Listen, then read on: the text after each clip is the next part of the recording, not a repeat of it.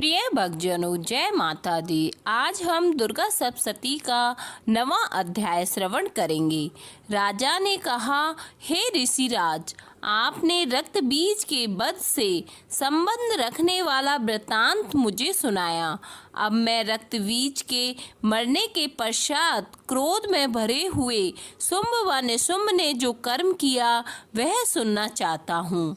महर्षि मेधा ने कहा, रक्त बीज के मारे जाने पर शुंभ और निशुंभ को बड़ा क्रोध आया और अपनी बहुत बड़ी सेना का इस प्रकार सर्वनाश होते हुए देखकर निशुंभ देवी पर आक्रमण करने के लिए दौड़ा।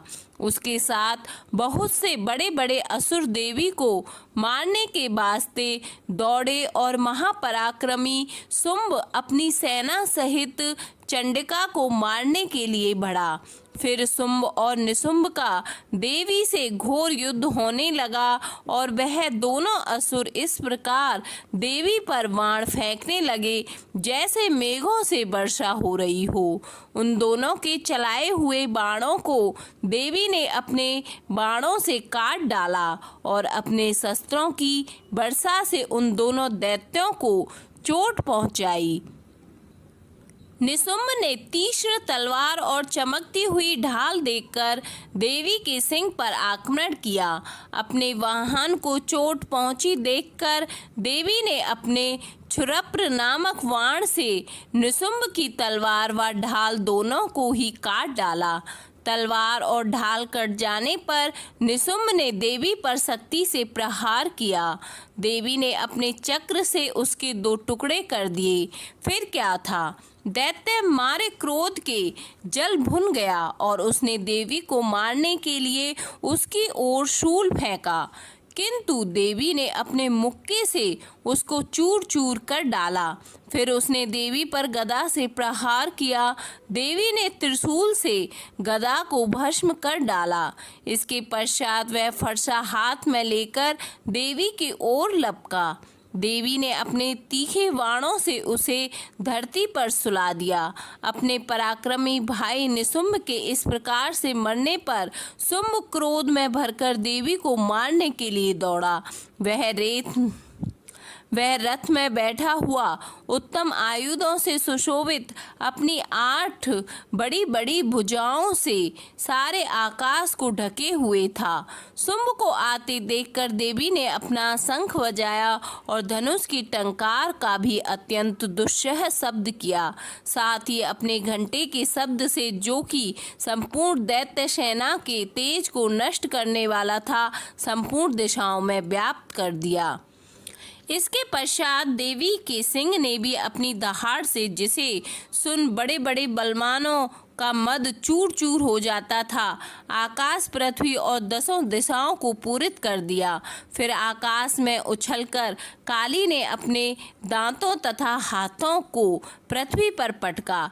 उसके ऐसा करने से ऐसा शब्द हुआ जिससे कि उससे पहले के सारे शब्द शांत हो गए। इसके पश्चात शिवदूती ने असुरों के लिए भय उत्पन्न करने वाला अट्टहास किया, जिसे सुनकर दैत्य थर्रा उठे और शुंभ को बड़ा क्रोध आया।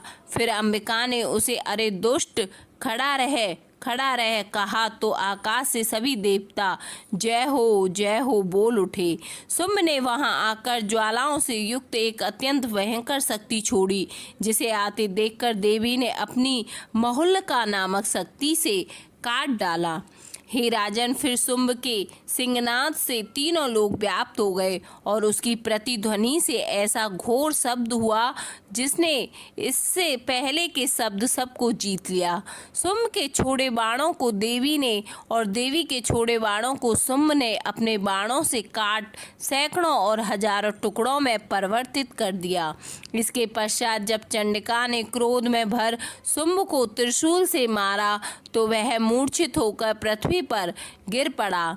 जब उसकी मूर्छा दूर हुई तो वह धनुष लेकर आया और अपने बाणों से उसने देवी काली तथा सिंह को घायल कर दिया।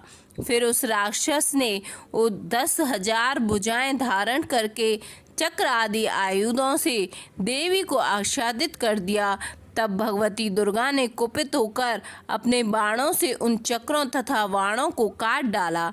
यह देखकर निशुंभ हाथ में गदा लेकर चंडिका को मारने के लिए दौड़ा। उसके आते ही देवी ने तीक्ष्ण धार वाले खड्ग से उसकी गदा को काट डाला। उसने त्रिशूल हाथ में ले लिया। देवताओं को दुखी करने वाले निशुंभ त्रिशूल हाथ में लिए हुए आता देखकर चंडिका ने अपने शूल से उसकी छाती पर प्रहार किया और उसकी छाती को चीर डाला। शूल विदीर्ण हो जाने पर उसकी छाती में से एक उस जैसा ही महापराक्रमी दैत्य ठहर जा कहता हुआ निकला। उसको देखकर देवी ने बड़े जोर से ठहाका लगाया। अभी वह निकलने भी न पाया कि उसका सिर अपनी तलवार से काट डाला।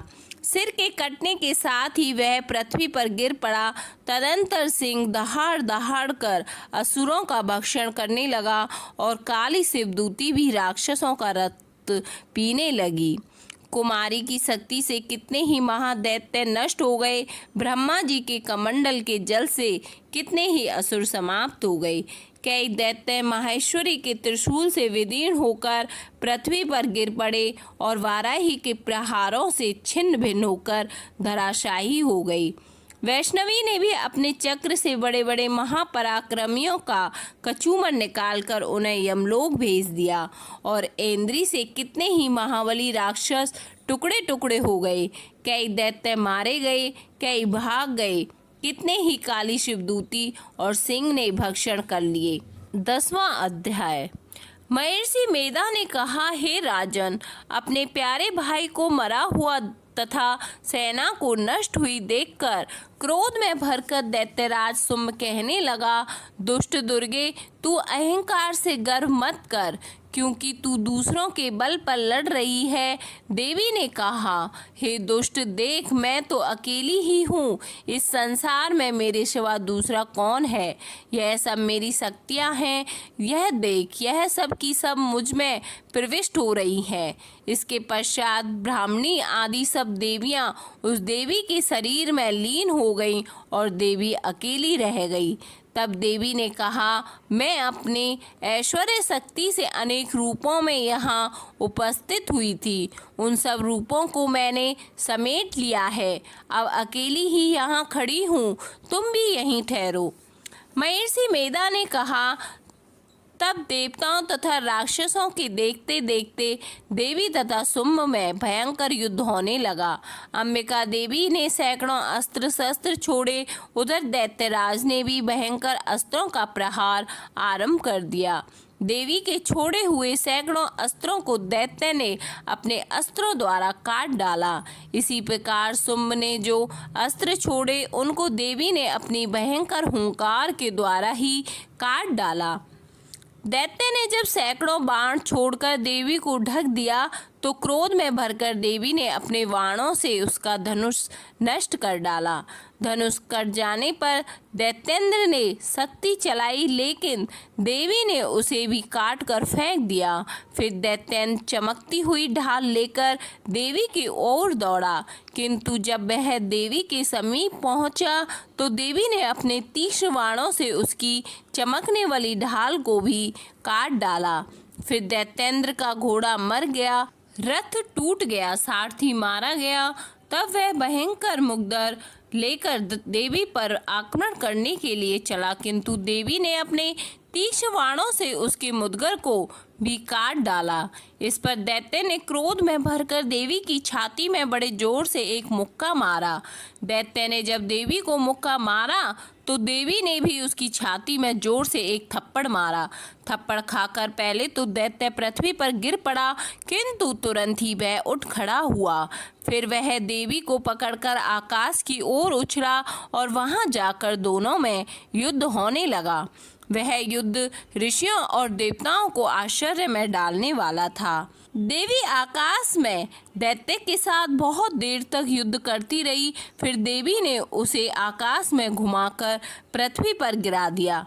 दुष्ट आत्मा दैत्य पुनः उठकर देवी को मारने के लिए दौड़ा।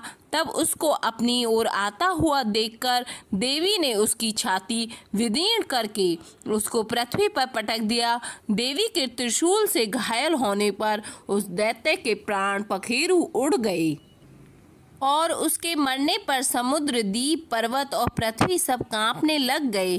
तदंतर उस दुष्ट आत्मा के मरने से संपूर्ण जगत प्रसन्न व स्वस्थ हो गया तथा आकाश निर्मल हो गया। पहले तो जो उत्पात सूचक मेघ और उल्कापात होते थे वह सब शांत हो गए। उसके मारे जाने पर नदियां अपने ठीक मार्ग से बहने लगी। संपूर्ण देवताओं का हृदय हर्ष से भर गया और गंधर्वियां सुंदर गान गाने लगी। गंधर्व बाजे बजाने लगे और अप्सराएं नाचने लगीं। पवित्र वायु बहने लगी। सूर्य की कांति स्वच्छ हो गई। यक्षशालाओं की बुझी हुई अग्नि अपने आप प्रज्वलित हो उठी तथा चारों दिशाओं में शांति फैल गई। 10वां अध्याय समाप्त।